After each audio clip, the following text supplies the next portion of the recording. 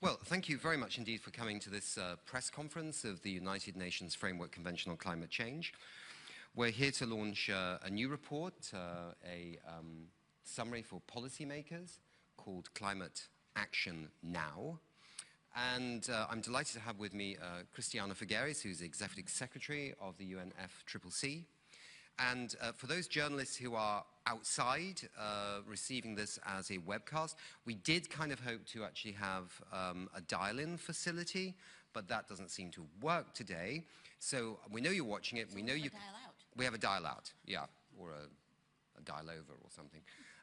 Anyway, so you can actually ask questions, however, by tweeting, and it's hashtag FCCCpress. Or you can send an email to press@unfccc.int. And we have a team here who will answer your calls or your questions, as it were, and funnel them to us here on the podium. So, without further ado, I'd like to hand this over to Christiana Figueres for why we're here and what we're doing.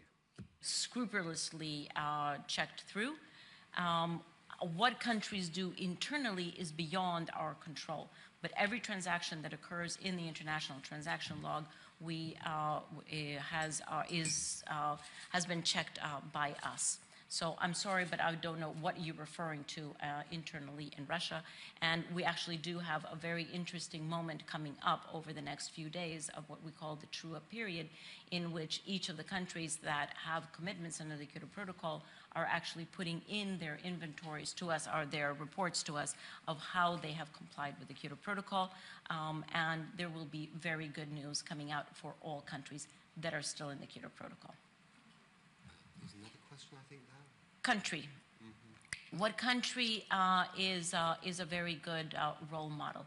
The fact is that there are many countries that are very good role models, from small to large. I would say, starting with the large, it's very impressive what China has, because everybody likes to point their fingers at China, and I would say it is very impressive what China has put in their INDCs, a country that has the population and the energy growth that it does, for them to be able to assume the responsibility to peak coal in 2020 at the latest